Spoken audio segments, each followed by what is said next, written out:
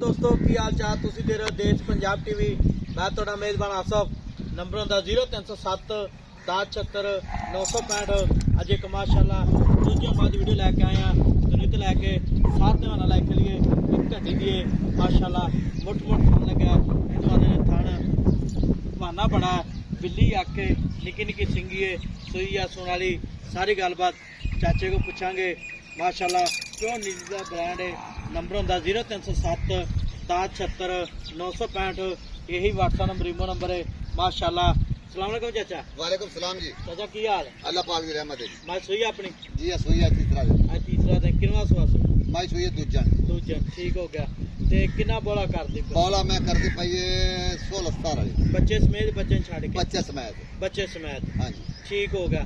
ते प्योर नीली दी मैं दा नाड़ा बच्चे दा देखो नाल है पिया जी। ठीक हो गया। आठ माई दी बोली बिल्ली जी ठीक हो गया। हां जी एक कड्डी दी ठीक हो गया। कितना दूध करेगी मेरा दूध मैं करेगी अल्लाह दे हुक्म नाल 24 25 लीटर। मेरा मुला 60 मेरा 60 के 24 25 किलो 24 25 किलो। हुन कितना कर दी बच्चे? हुन मैं कर दी पई 16 लीटर दूध कर दी पई। हुन बच्चे समेत बच्चे समेत 16 आज चौथा दिन मैं सुई ठीक हो गया।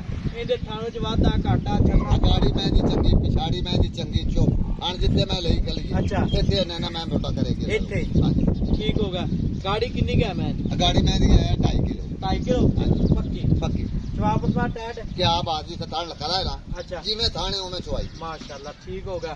चाचा ना मुल करना प्यार बता जेड़े पैसे मुल तो मैं आदि मेरा कर 8 लाख नहीं 8 लाख नहीं करना जिन्ने मैं देनी है मैं देनी है 6.5 लाख 6.5 लाख 6.5 लाख। इनदे विच कोई लाड प्यार आए दी लाड प्यार हो जाएगा लेकर गल है कि माल बेचने वाली गल की अच्छा मैं मेरी आदि मैं 8 लाख मैं तेरी चंगी है माशाल्लाह। हां जी मैं सारी जिन्नी मैं उत्तू है उन्नी मैं थले एवी गल हां जी ते कोई टाइम शाम नहीं लाया कोई टाइम कि मैं थाना ते वधिया अपने थाना देख लो ठीक हो गया।